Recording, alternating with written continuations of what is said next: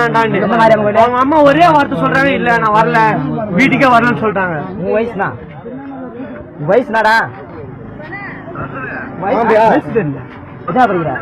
அதுதான் சார்